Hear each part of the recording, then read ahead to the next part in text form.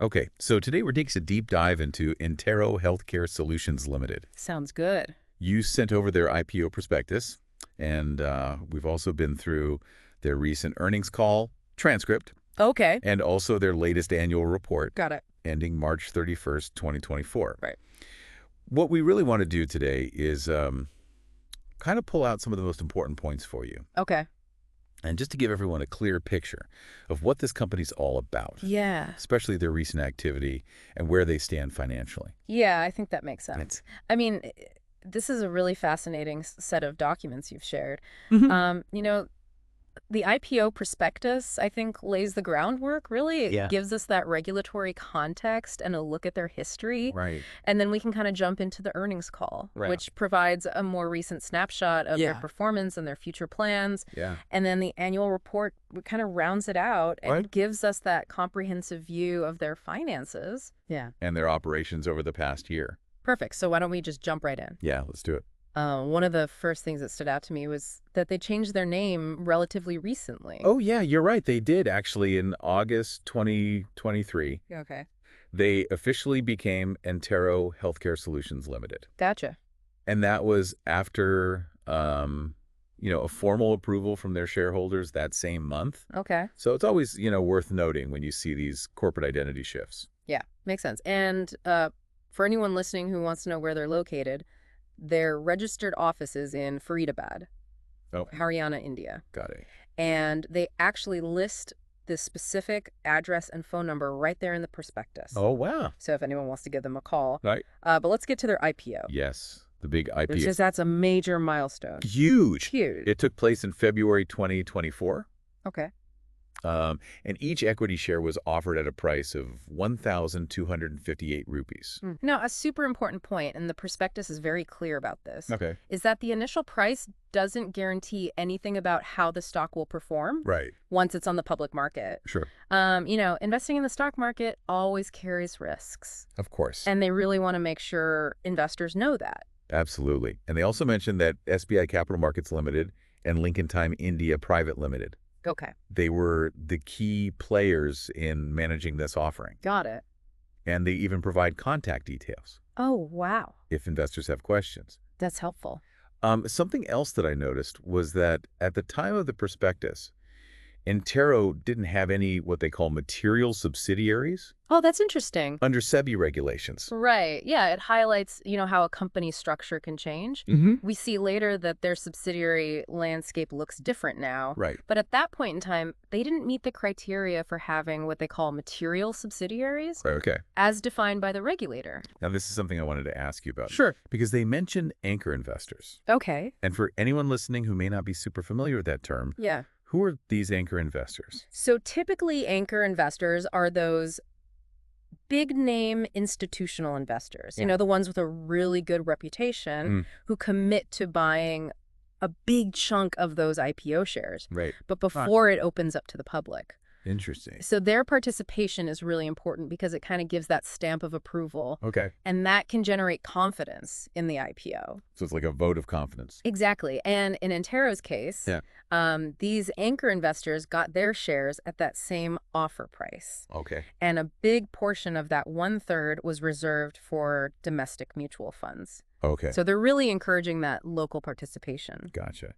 And there was also something called an offer for sale as part of the IPO. Right. An offer for sale. Could you just explain briefly what that is? So it's not about the company releasing new shares to raise money. Okay. Instead, it's existing shareholders, in this case, specific people and entities who are selling a piece of what they already own to the public. Gotcha. So for Entero, this was almost 5 million shares, Wow. totaling a whopping 6 billion rupees. Okay. So the IPO wasn't just about the company getting new money. Exactly.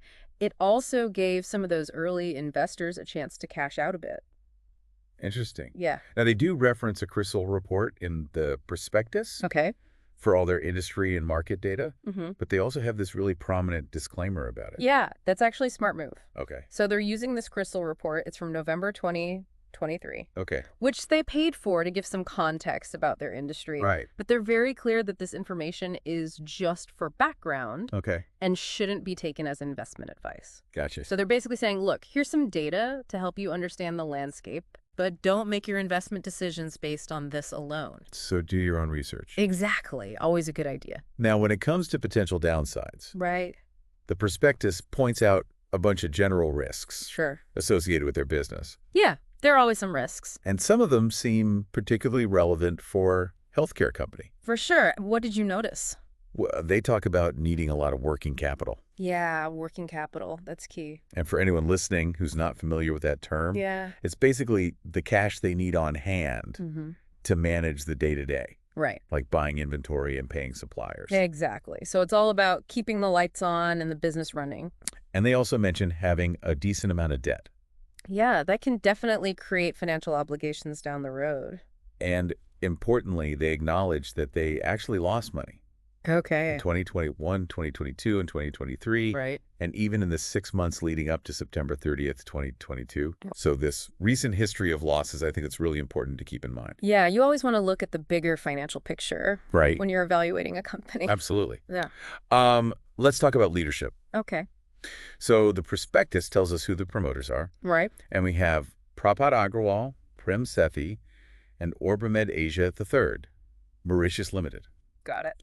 It also gives us how many shares they own Okay. and the average cost they paid for those shares. And there's a pretty big difference in those costs, right?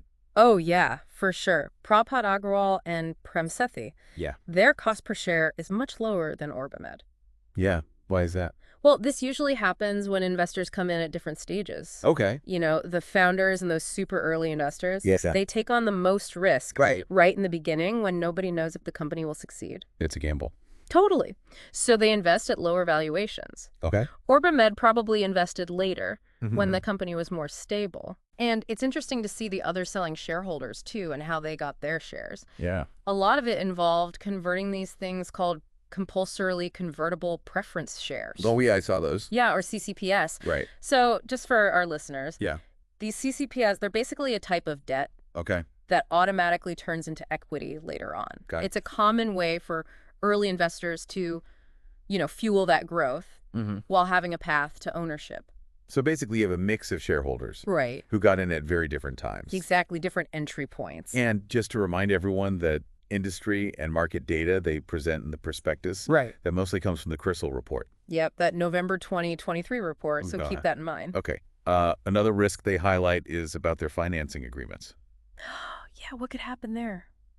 Well, if they don't meet the conditions of their loan agreements, things could get a little dicey. Like how? So, Well, lenders could demand immediate repayment oh, wow. of all outstanding amounts. Right. And that could force them to sell assets or scramble to find cash. That makes sense. It could also restrict their future operations Right. or their investment plans. Yeah, those loan agreements can have some teeth. And they also talk about the risk of share pledges, Oh, yeah. Pledges. where promoters use their own shares as collateral.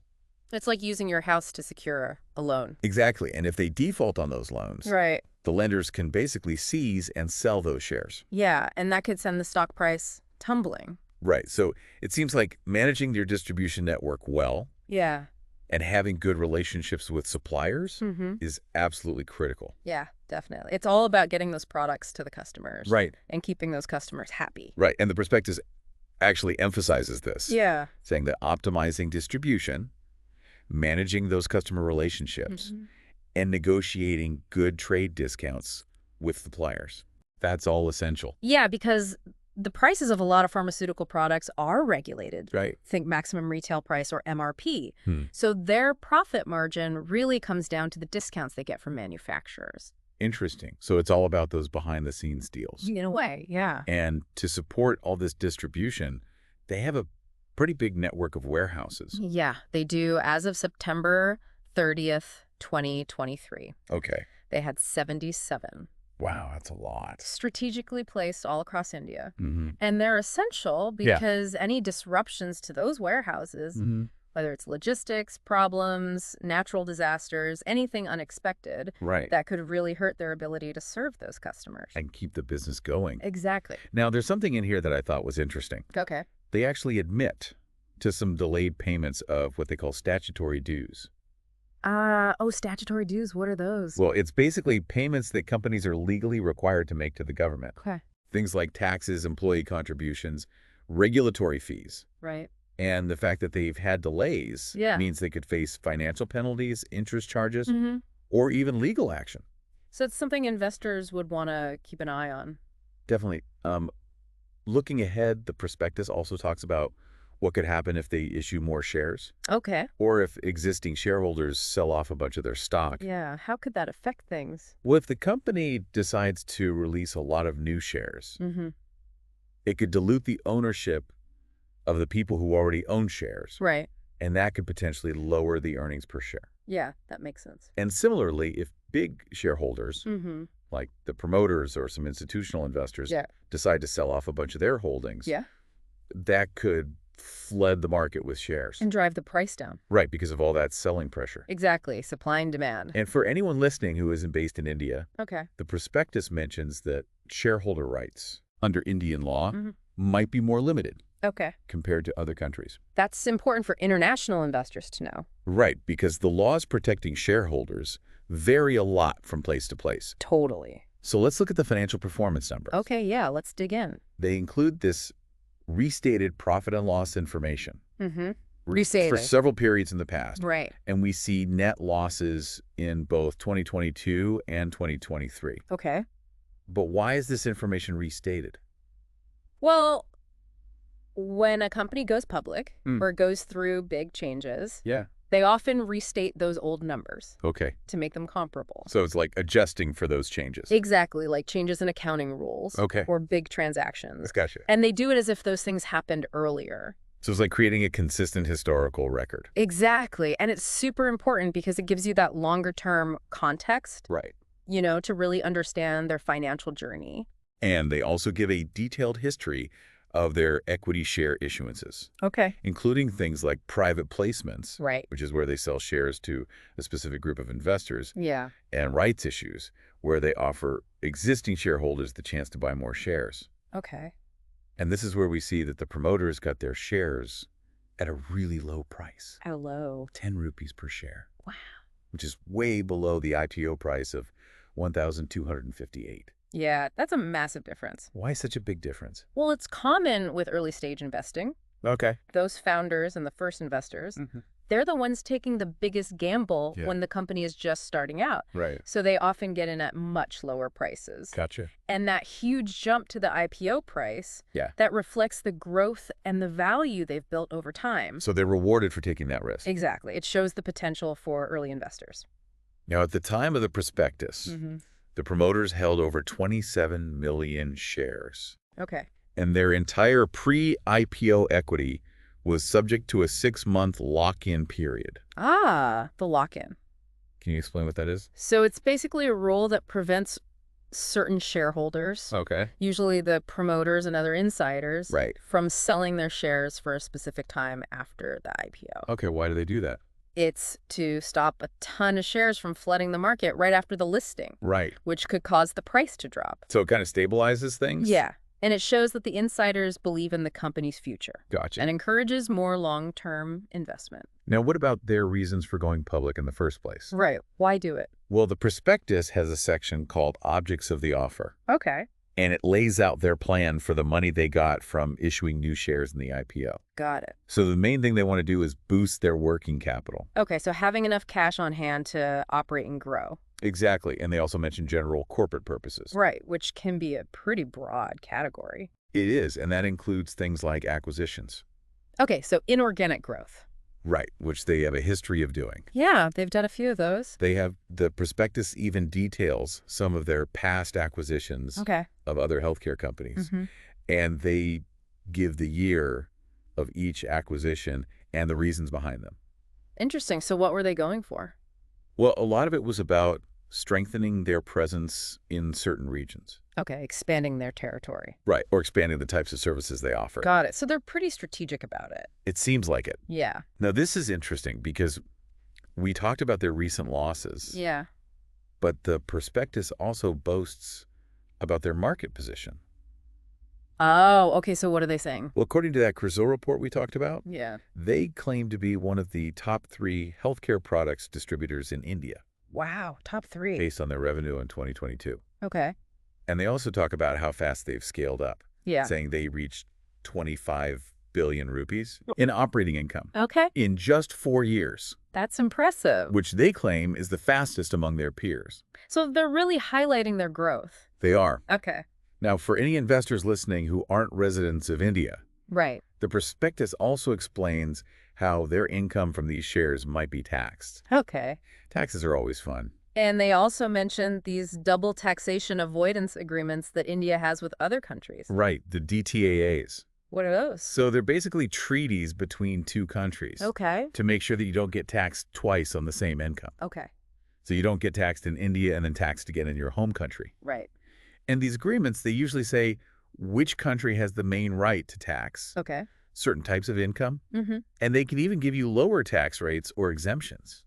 Gotcha. So for international investors, this is important stuff. Absolutely. It can make a big difference to their returns.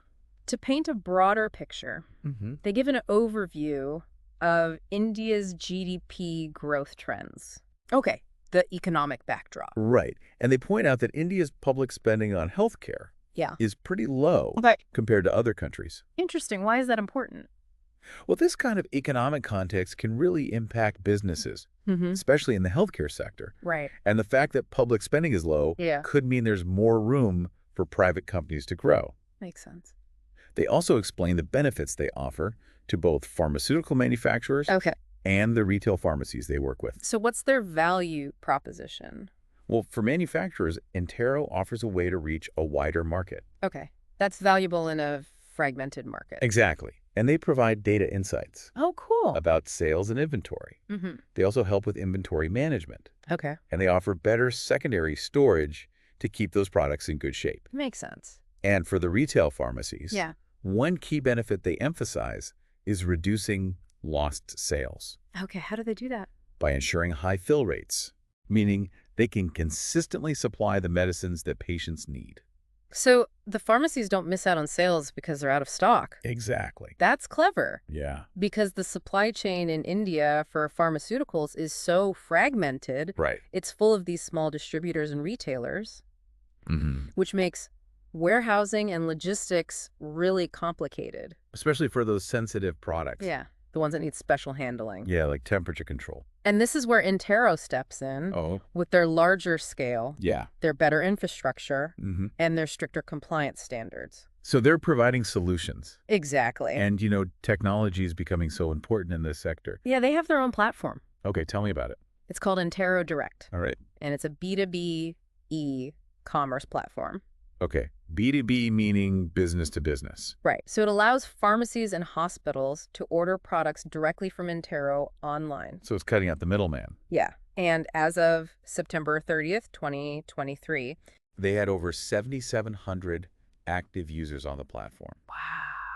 and almost 2.6 billion rupees in sales. In just 6 months. In just 6 months. That's some serious volume. And their ERP systems are integrated too. Oh, cool. What does that mean? Well, it means their inventory and ordering systems Okay. talk to the other ordering applications that their customers use. So it's like a seamless experience for the customer? Exactly. Yeah. Multiple ways to place orders. I like it. Now, we talked about their inorganic growth. Acquisitions. Right. And the prospectus actually dives into this. Yeah. Saying they've acquired 34 different entities since 2018 Wow, 34. to expand their reach. So they're not messing around. And they give details on some of those acquisitions, Cool. including where they were located, Mm-hmm. and in some cases, the revenue growth they've seen since joining the Entero network. So it's a key part of their expansion strategy? Seems like it. And their product range is pretty impressive, too. What kind of things are they distributing? Well, it's a whole variety of healthcare products. Okay. Pharmaceuticals, surgical supplies, medical devices, Got it. and even their own branded products. Oh, like what? Things like nebulizers and thermometers. So they have their own brand? Yep, their own private label. Interesting. And they don't just distribute. What else do they do? They also provide extra services to the manufacturers. Like what? Things like secondary sales data Oh, okay. and insights into customer demand. So they're giving manufacturers valuable information. Exactly. And we also get a glimpse of their management team. Okay. Who are the key players? Well, they give us a little background on Prapat Agrawal, Mhm. who's the managing director and CEO, Right? and Jant Prakash, who's the VP, General Counsel Company Secretary and Compliance Officer. So it's good to see who's running the show. And of course, compliance is a big deal in healthcare. Huge. And the prospectus mentions their adherence to regulations like the Legal Metrology Act Okay. and the Medical Devices rules. There's all about. Well, the Legal Metrology Act is about making sure things are measured accurately. Oh, okay. So weights and measures. Yeah. And the medical devices rules cover the import, manufacture, and sale of medical devices. Right. To make sure they meet quality and safety standards. That's crucial in healthcare. It is so highlighting their compliance with these rules Yeah. shows they're serious about operating within the law. Absolutely. They also provide details about changes in their share capital, Share capital. which is reflected in amendments to their Memorandum of Association. Okay. What's the Memorandum of Association? Well, it's like the company's constitution. Okay. It outlines their name, registered office objectives, and authorized share capital. Authorized share capital, A meaning. maximum number of shares they can issue. Got it. And any changes to that require amendments to this document. Which is why they're highlighting it. Right. And remember how the prospectus said they didn't have material subsidiaries? Right. Well, they do provide information on other subsidiaries. Okay. What kind of information? Things like when they were incorporated, what they do, Okay. and who owns them. Gotcha. And a lot of them are focused on distribution Makes sense. in different parts of India. Okay. And often Entero Healthcare holds the majority stake. And sometimes Prapat Agrawal is listed as a nominee shareholder. Okay. And they actually give us the financial performance of some of these subsidiaries. So we get a more detailed picture. Exactly. And they even compare themselves to other companies. Oh, interesting. Who are they comparing themselves to? Other players in pharmaceutical distribution and retail. Okay. And they look at things like revenue growth and gross profit.